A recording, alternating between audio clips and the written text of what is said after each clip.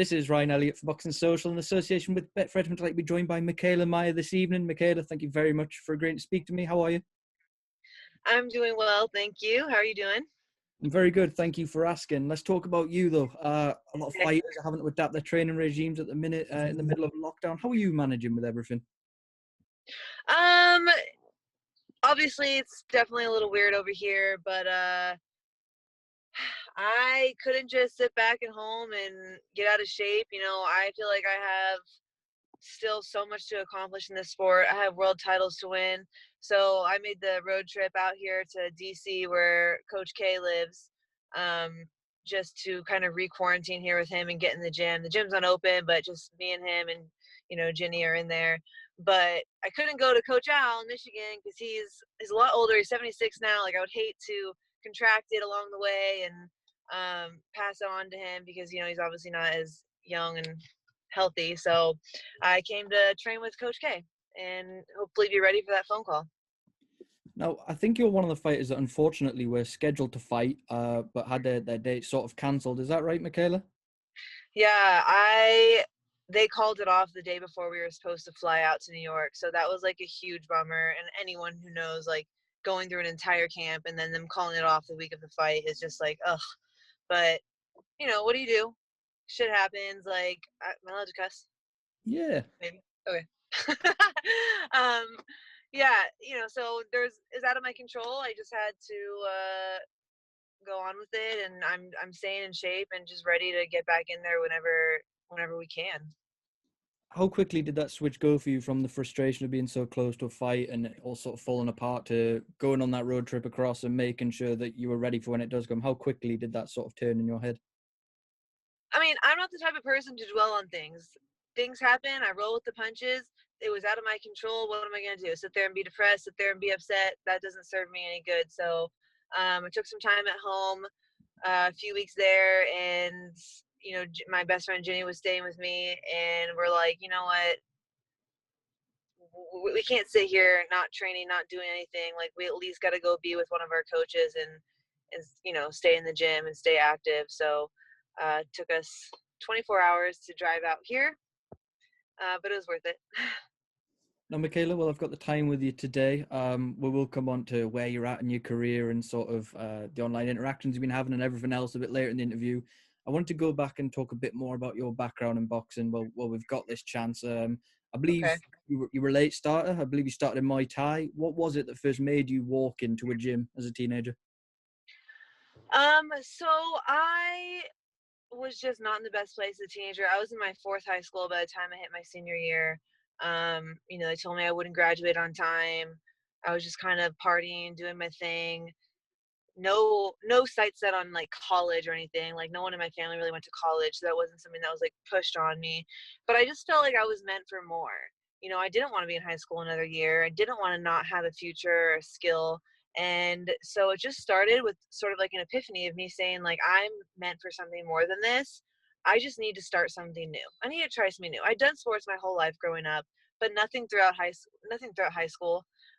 Like I said, just caught up partying and doing my thing. So it started with just that idea of, let me try something new. And I walked into this Muay Thai boxing gym that was down the street from my house. I had driven by it for, my years. And I decided just to walk in and sign myself up. How quickly, from the time you first walked into the gym there as a teenager, did you know that there was something to be made there? How quickly did you know that was a potential career choice for yourself? Immediately. I mean, I told myself, there was only girls' classes 3 times a week. So within a week, I was asking the coach, can I come to the guys' classes too? Like, I want to be here every day. And I think any coach who sees an athlete kind of really interested and wanting to do extra, like, they take them under their wing and, like, okay, because that's what coaches look for. They look for someone who's disciplined and dedicated. And that was me. And I just kept wanting to show up and get better and better. It was so challenging. And, like, I knew the more I showed up and the harder I worked, that the better I was going to get. And that intrigued me. And within weeks of training, I told myself that I wanted to be the best female fighter in the world. And I didn't know what that meant. Like, this were days where women were not yet allowed into the Olympics. Promoters were not signing women. I mean, there was Holly Holm and Gina Carano. Like, those are the girls that were like, Gina Carano was we're doing that whole MMA thing, the first female on the scene in that world. Holly Holm was a boxer, but you didn't know about her unless you were a boxer. Like, it wasn't like a household name because women really just weren't supported in professional boxing or the Olympic movement. So I didn't know what my vision was. I just knew that that's what I was going to do and that I would make it happen. And along the way, I just kind of paved out that path. You know, I had to kind of develop my vision over time and what that looked like. You say you developed your vision over time. You touched on it as well. When you started boxing, started fighting, women still couldn't compete at the Olympics. That Yeah. door opened. Women could compete at the Olympics. I'm guessing you became fixated on that idea pretty quickly. Did that instantly become the dream? Yeah, immediately. And I remember, like, when I first started training, I told, people about this, and they're just like, well, what's your plan? Like, how are you gonna make money? What are you gonna do? And I was like, I just knew I would figure it out. Like, I didn't really have an answer to all that. So sometimes they made me feel stupid, but I just knew I would figure it out along the way. And when they announced that they were going to allow women to compete in 2012 Olympics, they announced it in about 2010, I believe. And I said, okay, well, that's the goal. And that year I got the boxing scholarship offer to Northern Michigan University, which is the only boxing scholarship in the United States. And I was 19, going on 20, and so I was like, I guess I should go to college. Like, this is the time people do that. So my dad helped me look into this program, and Coach Al Mitchell, who's my coach now, still 12 years later, he ran that program for 20 years, but never had a female because he raised Olympians in that program, people who are training for the Olympics and to be national champions. And that really wasn't a path for women. So he was hesitant to take me at first. My dad convinced him, the women are allowed in the Olympics now, you have to take her. And a week later, I'd packed all my stuff and gone from LA to Northern Michigan, which is like the North Pole. So totally different lifestyle. But I just knew that's what I had to do. And I stayed up there for 5 years, trained for 2012 trials and 2016. Didn't make it in 2012, but 2016 came along and I was on a plane to Rio. On a plane to Rio, you mentioned that you went up and worked on your craft, and the Olympic dream came true. When you look back and reflect upon that experience, what was that like, going out there for that? An incredibly unique experience for any athlete. It's an interesting experience for me because I didn't feel like I really got everything I wanted to get out of the Olympics. I was a little disappointed. I thought I had set myself up nicely to, maybe reel in some nice endorsement deals and sponsors. And I'd always knew that if I wanted a career in the sport that I had to get representation and brand myself. And so I did that. And it just sort of seemed like all the attention went to more Americanized sports like swimming and track and field and gymnastics, and that's the way it is. And I didn't get my medal. And so afterwards, I was just sort of feeling like, whoa, all that, and I'm right back training for nationals. Like, I'm not even secured a spot on the national team. Like, I still have to go back, fight, and win. And it just seemed like, do I want to do this for another 4 years, or do I want to challenge myself and go into another direction? And I really, really considered going towards MMA because nobody was offering me a contract out of the Olympics for professional boxing. Whip promoters still weren't signing women like that. I'm still top ranked only female. So, and MMA was offering me a nice contract. So I really considered that because I was 26 and I'm like, where can I make the most of my athletic career over the next 5 years? I gotta take risks. But I sat down with Top Rank last minute. So glad that worked out. I'm so glad now that I didn't abandon boxing because I had worked so hard to like pave a path and be one of the pioneers in this sport. And hey, stop it. Sorry. And so I'm glad that I didn't abandon that idea, and I was able to continue my career as a pro. I'm really, really enjoying being a pro. I think I'm a better pro than I am an amateur. It's more fun. More opportunity there. And so, I mean, obviously I wouldn't have got to this point if I didn't go through the amateur process and make it to the Olympics. Like, having that on my resume definitely helped get me where I am today, experience wise and just on paper. But I love being a pro. I think it's so much fun. We'll come on that pro journey there, Mikaela, but something you touched on, I was actually going to bring up next, which was you, after the Olympics, a position a lot of fighters can find themselves in is, what now? You mentioned the Top Rank deal came about quite last minute. Just how close were you to signing with Bellator and going back to mixed martial arts? How close? I was like a week away from signing this contract. The contract was already in place. The negotiation was done, and I was just going to go forth with it. Um, my manager got me a meeting with Todd DeBuff in Vegas, and I happened to be there. I was actually trying out an MMA gym out in Vegas, deciding where I was going to like train and where I was going to move to after I left Colorado. And he called me. He's like, "You're in Vegas, right?" I'm like, "Yeah." He's like, "We're meeting with Top Rank tomorrow morning. I'm on a flight tonight." I'm like, "Okay." And in my head, I was like, I just don't think they're going to offer me what I want. But okay, let's obviously put all the cards on the table. And Todd DeBuff really saw like my vision that I saw, because he's like, listen, there's no market for women's boxing right now. And I'm like, I agree. You're right. There isn't. But like, I can be one of the women to change that. Like, I really, truly believe that. And I just kind of sell myself to him. And he saw it. And he was willing to take that risk with me. And within, I think it was like 2 weeks later, 3 weeks later, we had a contract signed. And I was debuting a few months later.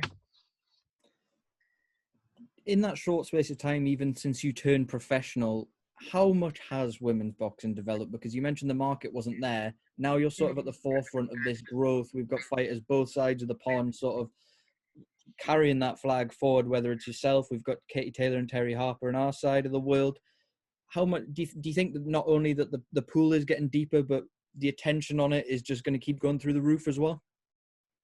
Absolutely. I mean, even just in the last year, women's boxing has grown so much. Like, I always thought that I would have to move up to 135 to really get like these big fights. So I was like, okay, I'm gonna go 130, get my pro experience, get a world title, and then move up to 135, have that world title to be able to make bigger fights with these girls there. But like over the last year and a half, the 130-pound weight division has grown so much. It's deep now. It's stacked. Now I'm hungry to get all the belts in this division, because I know I'm the best at it. It's been difficult to get a fight with one of these world champs, but I know I'm the best in this division. So I'm really focused on becoming undisputed here before I move up to 135. Like, it's not such a pressing issue right now, leaving the 130-pound division. Like, I'm excited about it.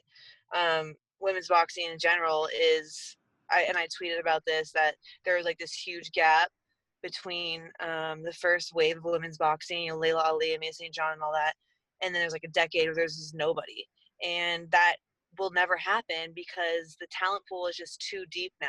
Like, yeah, it's still like, maybe compared to the men, it's still a bit shallow, but you see young girls in the gym, like you see this talent developing, and it's coming up. Like, you walk into a gym now and sometimes you see more young little girls than you do guys, and that was not the case coming up. So there's too much talent, too many girls in the gym working hard and training, and girls like me who are at the forefront now are help paving that way, so that when if they do decide to turn professional after the amateurs, or maybe skip over the amateurs and go straight pro, like, there is a path to follow, because right now there still isn't. Promoters still don't have a handful of women on their roster, but that's what we're working towards, and I'm absolutely like confident that it's gonna happen. Now, let's come on to where you're at in your career. You've been hunting for that elusive world title shot. I know you wanted to face Eva Wallstrom. Terry Harper got that world title shot over in the UK. There's been a lot of back and forth between yourself and Terry. Does that just stem from the frustration that Eddie Hearn sort of prized Eva Wallstrom over to the UK when you appeared to be in line? Yeah, and I'm not even frustrated. I'm fine. Like, I know I'm going to get these title shots eventually. It is a little frustrating that it's taking so long, but my issue really isn't with Terry. Obviously, she's going to take what comes at her, and Eddie Hearn's going to go out there and try and get his fight or the world title fight. I get that. But to be in negotiation with Eva Wallstrom, and all of a sudden, who is a long-standing world champion. I mean, it's not like she was a new world champion. She was a world champion for years. So why is she taking on the number 15 contender when I've been trying to get a fight with her? She has enough experience to be taking on the number one contender. So be sitting here as the number one contender and, fight after fight, not being able to get this contract signed, that's where I'm frustrated. So now Terry Harper has it, who's not as experienced as me, 10 fights, ranked number 15. Now she has the world title, and now to sit back and let her get the experience before she takes on the number one contender. So it's just a dragged out process. Like, I'm ready to take these belts now. So, but I'm absolutely confident that she's going to have to get through me to become undisputed champion. I'm going to get these belts this year. I'm going to get one of them. It's going to happen. So she should just use this time to work on her skills, become a little more well-rounded. I was going to ask you about that. Do you think that fight will more likely be a unification when it does happen now than any other scenario as you sort of pursue other avenues? It could be, yeah, because I know they're only, I mean, her whole argument is come back when you have a world title. I'm going after the belts. I'm going like, okay, whatever. It's hard to get a world title when none of the champs will give you a fight, but okay, go get your world titles. You're not going to get all four before I get one. But if you go collect a couple, then maybe we'll meet for a unification. Is the Hopefully. And hopefully this doesn't take 3 years. Is that Eva Brodnicka fight now possibly your most likely route to the world title, do you think? Yeah, we don't have strict mandatories for women. I mean, you can say we do, but they're not strict. People enforce them when they want to. Otherwise, I would have had a title shot by now. But WBO has been talking to Top Rank about making me a mandatory. They haven't done that in the past for women. Obviously, we are trying to change that and change women's boxing and make us more equal to the men and how we do things. But and then after her last fight, after she spoke for her post-fight interview saying that we would like to fight Mikaela Mayer. So that was a relief to me because we've been trying to get that for a few fights. So she's agreed. Hopefully WBO is on board. And as soon as this whole pandemic is kind of sizzles down, we can make that fight happen. And then, Terry will maybe come knocking. Now, when that fight does happen, if it meant being that step closer to being undisputed champion, which you've mentioned is a big goal of yours, ideally, I know every fighter would like to be in the big fights in and around home. Is that a fight you'd be willing to travel for? I mean, I may not have a choice in that matter because unless I have a belt too. I mean, obviously we're gonna try and have it here in America. Like I want to have my I want to be undisputed champion in front of my country. Like I would love to do it here. That's something the promoters will have to work out. I'm not gonna dodge the fight just because we have to have it in the UK. If that's what we have to do, that's what we have to do. But I trust my promoter, and I know they're gonna do their best to try and not put me at a disadvantage. But if I can get the WBO belt too, that before we fight, then that'll give us some pull to try and have it here. But I am actually excited to come over to the UK. I really want to fight over there soon, and just sort of build my fan base over there and kind of show everybody my skills. And I think they've heard of me, but they don't really know what I'm capable of. So I would love to get over there, and if it's for the Terry Harper unification bout, then yeah, we'll see. Mikaela, something else you've touched on is you do believe you'll eventually end up at lightweight, some big name fights at lightweight. Who interests you the most? Is it the Katie Taylor fight? Yeah, I mean, Katie Taylor is obviously someone I have been looking at for years. I mean, she was in the amateurs coming up. She was, the pioneer in that world, and always really skillful. And I think a lot of us looked up to her when we were coming up in the amateurs. And she's the undisputed champ at 135. So that fight has definitely always been talked about, and it's something that I still see happening. And I think it's going to be a huge fight. But I have a whole 130-pound division in front of me now, like I said, that I'm really excited to get through. So that Katie Taylor fight probably won't happen for a little while, but I still hope it does. One fight I wanted to get your thoughts on. It looked like it was pretty much a done deal before this whole worldwide pandemic. Katie Taylor, Amanda Serrano looked on course for a historic, huge fight. Can you pick a winner in that fight? Is there anyone you lean towards for any particular reason? Honestly, I mean, Amanda Serrano's great. Maybe more of a pro style she has, but Katie Taylor has sort of proven to be able to take those amateur skill sets into the program, right? So I just think her punch count is a lot higher. She's quicker. I know Amanda has a lot of strength, but Katie doesn't seem to really die out towards the end of the round. Maybe like even though I think she still has a little bit of an amateur style where quick and fast combos and lots of them and less sort of picking her punches, but she's been able to hold that for 10 rounds. So I just see her sort of outscoring Amanda Serrano, but I think it would be a great fight. And I see it going to decision and being close and being really a really competitive fight. But I do see maybe Katie winning on points there.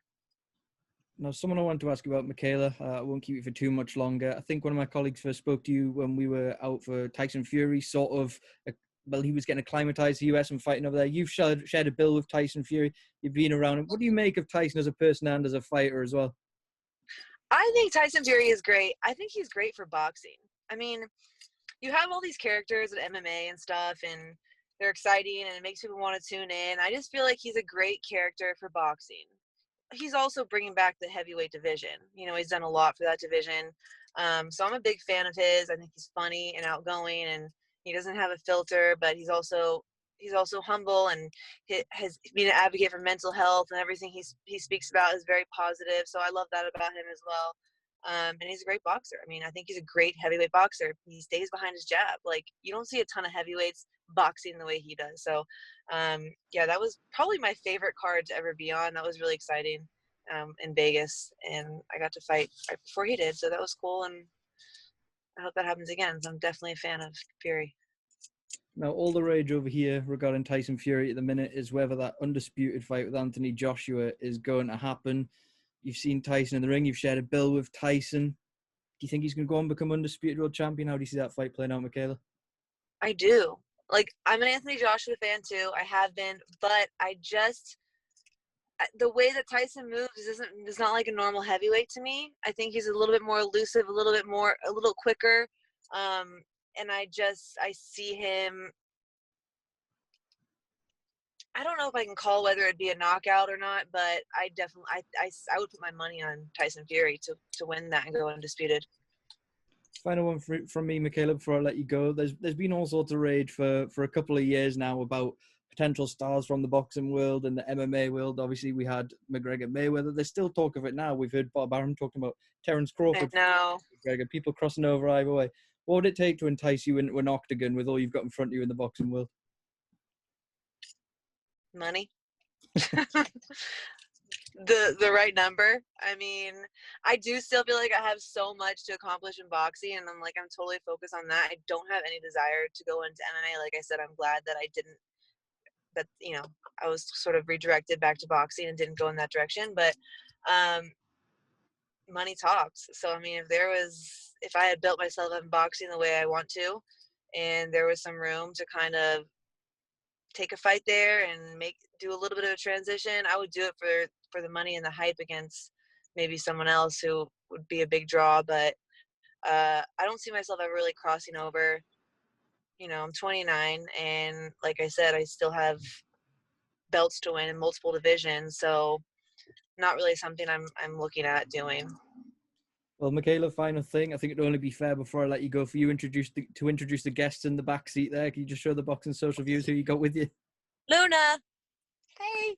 Moose never gets any room. Hey, Moose. Those are my kids. Mikaela, thank you so much for your time. Appreciate it. Have a great day, and I'm sure we'll catch you very soon.